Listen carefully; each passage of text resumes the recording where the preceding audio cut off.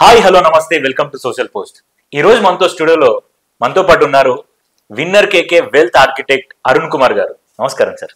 నమస్కారం అండి. మొత్తం సోషల్ టీవీ ప్రేక్షకులందరికీ మొట్టమొదట వసంత పంచమి శుభాకాంక్షలు. ఎన్నికలు సమీపిస్తున్న నేపథ్యంలో ఏ రాష్ట్రానికి ఎక్కువ లాభాలు అందాయి సార్ బడ్జెట్ ప్రకారం?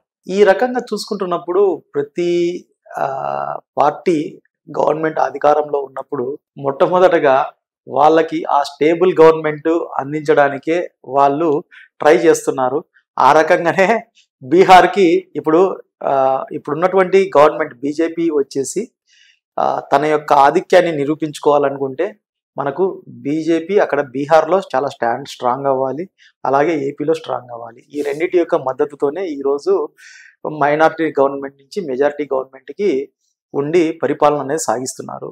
కాబట్టి బీహార్లో అక్కడ పాతుకుపోవాలి, బీజేపీ కొద్దిగా ఆధిక్యత కనబరచాలి అనుకున్నప్పుడు అక్కడ ఈ యొక్క ప్రాజెక్టుకు సంబంధించి గవర్నమెంట్ యొక్క సహకారము ఎక్కువ ఇచ్చారని చెప్పేసి నేను అనుకుంటున్నాను.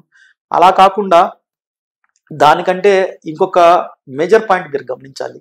ఒక బీహార్కు అనే కాదు, ఇప్పుడు ఒక ఆంధ్రప్రదేశ్కి తీసుకున్నప్పుడు కూడా ఏమైందంటే ఆంధ్రప్రదేశ్కి డైరెక్ట్ సహాయం చేయకుండా అప్పు తీసుకోవడానికి ఈ యొక్క ఎఫ్ఆర్ఎం ఫైనాన్స్ రెస్ట్రిక్షన్స్ ఏదైతే మ్యాండేట్ ఉందో ఆ ఫైనాన్స్ రిస్ట్రిక్షన్ మ్యాండేట్ని మామూలుగా సవరిస్తూ ఇప్పుడు పోలవరం ఒక పెద్ద జాతీయ ప్రాజెక్టు.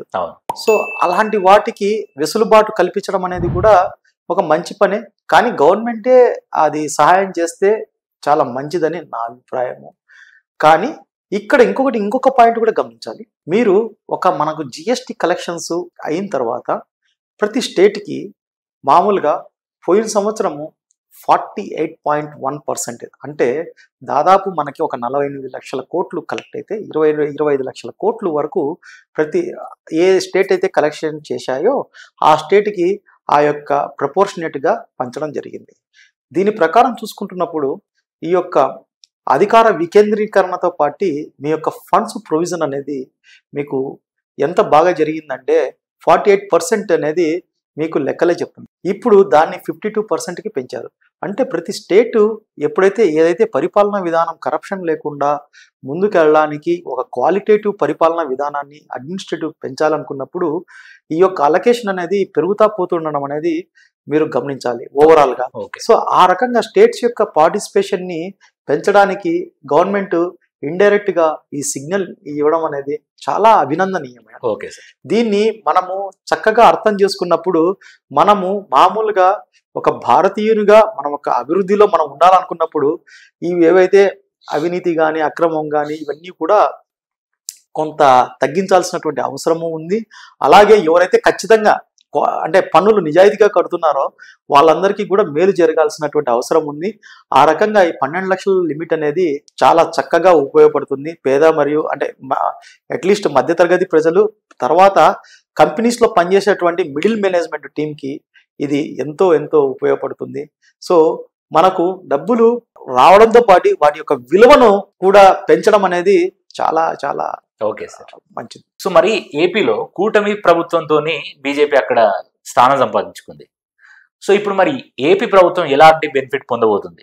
ఏపీ ప్రభుత్వానికి మీరు ఒకటి అడిషనల్ బర్డన్స్, ఆల్రెడీ ఎలక్షన్స్ హామీలు, వాటికి ఇప్పుడు సపోర్ట్ చేయడం అంటే గవర్నమెంట్ వచ్చేసేసి ఎప్పుడైతే మోడీ విధానానికి అది వ్యతిరేకంగా ఉన్నటువంటి విధానాలే. ఎందుకంటే ఫ్రీగా ఇవ్వడం అనేది అది ఎలాంటి చర్చకి కానీ ఎలాంటి సామాజిక పరిస్థితులను కానీ చేంజ్ చేయగలుగుతున్నాం అనేది చాలా ఇబ్బందికరమైనటువంటి పరిస్థితులే. సో ఆ అవకాశానికి ఇవ్వకుండా పోలవరానికి ఏదైతే మామూలుగా 30,000 కోట్ల రూపాయలు సమీకరించుకోవడానికి, అంటే ఇంత ముందు చెప్పినట్లు ఫైనాన్షియల్ రిస్ట్రిక్షన్ మ్యాండేట్ అనేది స్టేట్కి చాలా ఎక్కువగా ఉండి బర్డెన్స్ అవుతున్నాయి. ప్రతి నెల కూడా 25,000 నుంచి 30,000 కోట్లు అప్పు చేయాల్సిన పరిస్థితి ఏర్పడుతూ ఉంది ఆంధ్రప్రదేశ్కి. సో ఈ ఎక్స్ట్రా అప్పు అనేది దొరకకుండా ఉన్నా కూడా వీళ్ళు అవకాశం కల్పించడం అనేది ఒక రకమైనటువంటిది అవకాశమే. కానీ సంపద సృష్టిస్తానన్నటువంటి ఎన్డీఏ గవర్నమెంట్, ఇప్పుడు ఎన్డీఏ కూటమి ఇప్పుడు సంపద సృష్టించకుండా అప్పుల మీద పెట్టడం అనేది చాలా ఇబ్బందికరమైన సిచ్యువేషను. సో సెంట్రల్లో ఉన్నంత వరకు కొద్దిగా ఏపీ కొద్ది ఊపిరి పీల్చుకోవచ్చు. ఆ తర్వాత ఏమవుతుంది అనేది కాలమే నిర్ణయించాలి. Yes sir. Okay sir. అలాగే మేజర్ ప్రాజెక్ట్స్ ఇప్పుడు వైజాగ్కి కూడా మెట్రో వచ్చేసి శాంక్షన్ అయింది. అలాగే ఇప్పుడు పోర్ట్స్ ఏదైతే ఉన్నాయో అవి. కానీ ఎన్డీఏ గవర్నమెంట్లో ఏదైతే మొట్టమొదట అంటే కాంగ్రెస్ గవర్నమెంట్ని ఓడించి బీజేపీ అనేది సెంట్రల్ లెవెల్లో గవర్నమెంట్ ఫామ్ చేసినప్పుడు గంగా టు కావేరి రివర్స్ని మామూలుగా అనుసంధానం అంటే మన దేశంలో ఉన్నటువంటి నదులన్నింటినీ కూడా అనుసంధానం చేయాల్సినటువంటి ప్రక్రియని వేగవంతం చేస్తామన్నారు. కానీ ఇంతవరకు కూడా ఆ దిశగా ఏ బడ్జెట్లో కూడా ఈ లాస్ట్ 11 బడ్జెట్లలో ఎక్కడా కూడా ఇలాంటి ప్రస్తావన అనేది లేకుండా ఉంది. Okay sir. సో ఇంతకు ముందు 65 సంవత్సరాలలో కాంగ్రెస్ పరిపాలన ఎలా ఉన్నా సరే ఒక మేజర్ ప్రాజెక్ట్స్ ప్రజల యొక్క దృష్టిలో పెట్టుకునేటువంటి కట్టించడం జరిగినది. మీరు అంటే బాక్రానంగల్ ప్రాజెక్టు కానీ, నాగార్జున సాగర్ కానీ, శ్రీశైలం ప్రాజెక్టు కానీ, ఇంకా పెరియార్ డ్యామ్ కానీ, అంతకుముందు అక్కడ తెహ్రీ డ్యామ్ కానీ, సో ఇవన్నీ కూడా నర్మదా ప్రాజెక్టు కానీ, ఇవన్నీ కూడా ఒక కాంగ్రెస్ గవర్నమెంట్లో ఓ పెద్ద ప్రాజెక్ట్స్ కట్టి వాటిని ద్వారా ఎలక్ట్రిసిటీని కానీ వాటి ద్వారా మామూలుగా నీటి యొక్క లభ్యతను వ్యవసాయ భూములకు నీటి లభ్యతను కానీ పెంచి ప్రొడక్టివ్ని పెంచేదాన్ని. కానీ ఆ రకమైనటువంటిది ఈ యొక్క గవర్నమెంట్ చేయడంలో కొద్దిగా మిస్ అయిందని చెప్పేసి నేను అనుకుంటున్నాను. Okay sir.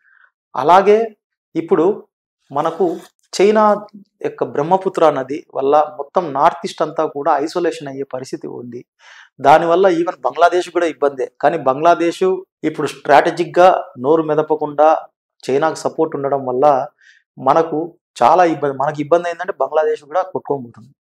బ్రహ్మపుత్ర నది యొక్క ఈ యొక్క పరివాహ ప్రాంతంలో ఎలా అంటే బ్రహ్మపుత్ర నదికి వరదలు వచ్చాయంటే మనం గేట్లు ఎత్తేసినామంటే బంగ్లాదేశ్ కూడా కొట్టుకోబోతాం. కానీ ఇప్పుడు మనకే నీళ్లు రాకుండా చేస్తున్నామంటే బంగ్లాదేశ్ కూడా నీళ్ళు వచ్చేదానికి అవకాశం ఉంటుంది. సో ఇట్లాంటి వాటికి ఫ్యూచరిస్టిక్ అవసరాల కోసము ఎలాంటి ఫండ్ అనేది కూడా ఇంకా ప్రొవైడ్ చేయలేదనేదే నా యొక్క అభిప్రాయం. Okay sir. అందువల్ల గవర్నమెంట్ అనేది వీటి మీద ఇప్పుడు ఏదైతే మనము పెట్టుబడులు అనేది ఎంత ఇంపార్టెంట్గా తీసుకుంటున్నామో స్ట్రాటజిక్గా మనము పెద్ద పెద్ద ప్రాజెక్టులు ముందు కూడా మనం చేయాల్సినట్టు కూడా చాలా స్ట్రాటజిక్గా ఆలోచించాల్సిన అవసరం ఉంది. సో దీని మీద కూడా గవర్నమెంట్ యొక్క తన యొక్క అభిప్రాయాన్ని కొద్దిగా స్పీడ్గా పెంపొందించుకోవాల్సిన అవసరం ఉంది. అలాగే నదుల అనుసంధానం అనేది ప్రజల యొక్క జీవన నాడి కోసం చేసింది. సో ఈ యొక్క నదుల అనుసంధానం జరిగిందంటే ఇన్ఫ్రాస్ట్రక్చర్కి ఈ యొక్క నదుల అనుసంధానం అంటే ప్రపంచంలో ది బెస్ట్ ప్లేస్ ఇండియాగా మారడానికి అవకాశం ఉంది. సో ఈ రకమైనటువంటి ఆలోచన విధానాన్ని గవర్నమెంట్ పెంపొందించుకుంటుంది అనేది నా ఉద్దేశం. Okay sir. Thank you sir. Thank you. Welcome.